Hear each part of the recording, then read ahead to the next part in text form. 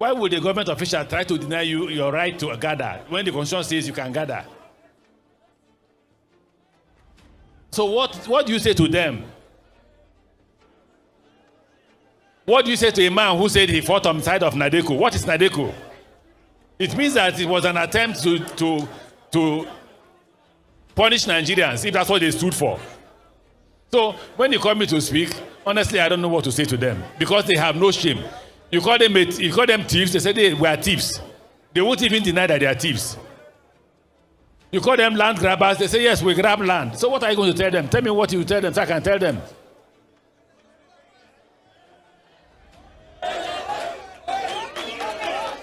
How can a man who said he's a Democrat, he was fighting on the side of Nadeko, be stopping democracy? Tell me what to tell President Tinubu.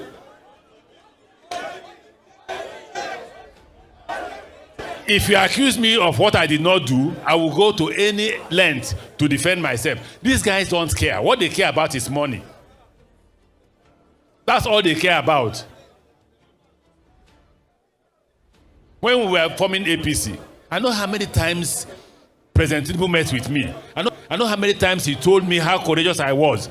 I know how many times he praised us for the space, the political space we had. Currently, the man doesn't care. They are using the institutions of government against the people of Nigeria. He doesn't care. So what kind of man is he? Okay, so let's even address the issues. Let's address the issues. In one of his statements, I don't know whether him or Ababio, he said, let the poor be allowed to breathe. Are the poor breathing? How do you introduce, I said 20% tax. He said, they corrected me, they said they are 30%. Company tax is now 30%. It means if you have 100 million in your account as a company, they will take 30 million. What are they doing with the money? I watched yesterday, Nasarawa. People were running away from their community like civil war. The civil war image came back to my head. And I asked, look, when I was governor of Rivers State, you can't commit a crime in Rivers State and I will sleep. I'm not saying you will sleep. I won't sleep until I get you. When I get you, then I go to bed. Ask General Bello, ask IG Suleiman, was my commissioner of police then. All of us will not sleep until the person is arrested. Here, your citizens are trekking from one village to another at civil war, and you're doing nothing. You're going to address them at the airport. President, me, as governor, I went to the point where they say these criminals were, and I addressed their community. A governor in Plateau was inside APC. He entered APC. APC is armored personnel carrier to address his citizens. And we are in Nigeria. The first thing a leader will do is if there is war, you'll be in front. That's why you're a leader. If you don't want to be in front, then go back and allow another person to lead. The taxes they have imposed, wait, June is here. When they start collecting annual company tax, you will see what will happen. Nobody can buy petrol. Nobody can feed. Let me repeat for those who attack me. If you Nigerians are not hungry, I am. You can attack me as much as you want. The situation is bad. It's terrible. And if you think President Tinubu will give you power, you are wasting your time. ADC must come together, decide on a viable candidate. It must be a viable candidate. We did it in APC. When we joined APC, we looked for a viable candidate and we stopped them. No ethnicity, no religion. If you do ethnicity, we are back to square one. It's ethnicity and religion that brought you here. It's no religion. Today we are here. If you go to the market, no Muslim market, no Christian market. The market is Naira. It is up to you. God bless you. Thank you. This is the beginning of dismantling a government led by a mafioso. This is a government that is led by a mafia boss. So when a mafia boss is leading a country, he siphons everything, primitive accumulation. He dismantles every institution. you cease to have a government. Everything begins and ends with him. All institutions are headed by his cronies. For him, and for him, and for him. So today, we are saying that the ADC is the engine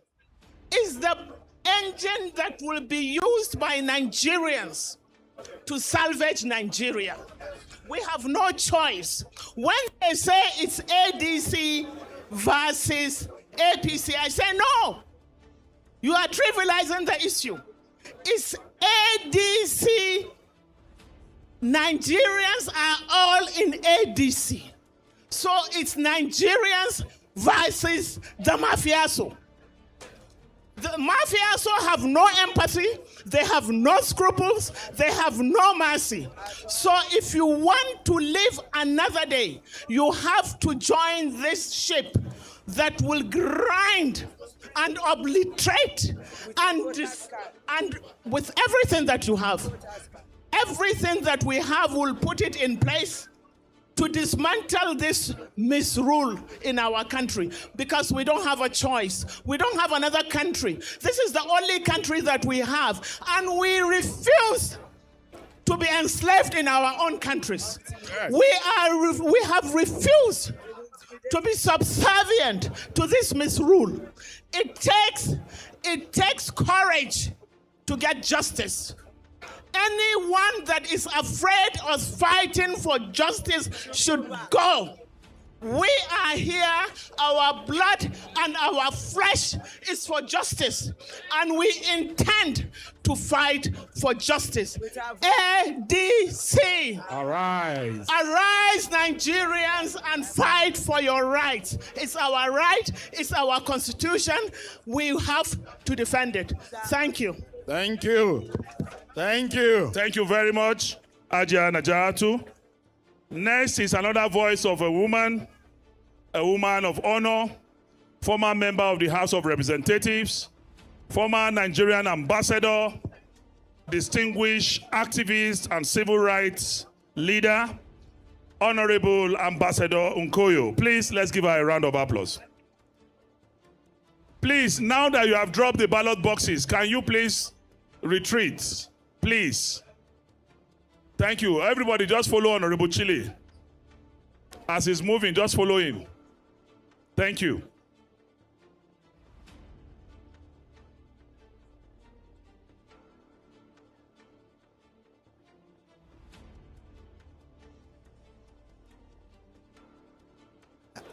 Excellencies, leaders of the ADC, distinguished members, ladies and gentlemen, I stand here as a former ambassador to also speak about the relevance of the foreign policy of our country. Never in the history of our country have we seen a situation where we have reduced the foreign policy of our country to what we see it today. If you ask an average Nigerian, what does the foreign policy of the country stand for? I am sure there are very few people that can point their hands to what exactly we have been able to achieve in the last 3 years.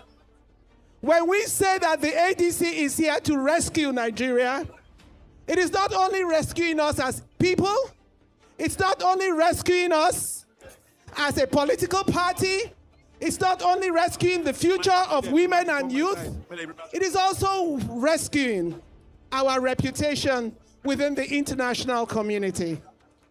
Today, Nigeria is seen around the world as a country led by persons of questionable character. It is difficult for you to speak about a foreign policy in the face of that kind of representation. We have never seen the kinds of persons that have been sent out of our country today as ambassadors. Certainly we cannot call them ambassadors because they do not speak for who those of us in this room represent and stand for. Therefore, as we speak about rescue, as we return to the virtues of being a plural democracy, one that seeks to redefine the future of our country, we must begin to ask the question, what does Nigeria represent in the community of nations? How is Nigeria seen in the face of the daunting insecurity, in the face of the loss of relevance in ECOWAS, our neighboring countries and partners? Look at the way we lost 3 countries to ECOWAS under the rule of the APC and under the rule of the present president. In Africa, where we used to say that Africa is the center place of our foreign policy, we cannot speak of that foreign policy or that position as we used to do in the past. Nor can we even reference ourselves as the giant of Africa anymore. Today, our communities are ravaged, our unity is questioned, our identity is scattered all over the place. We send ambassadors out and they are returned back to us as not fit for the job. It tells you a lot about the country in which we live today. Therefore, I join all of us in welcoming both the Constitution and manifesto of our party, and to say that in the manifesto, we look forward to a very progressive future for our country. Blessed be the ADC. ADC! ADC! AD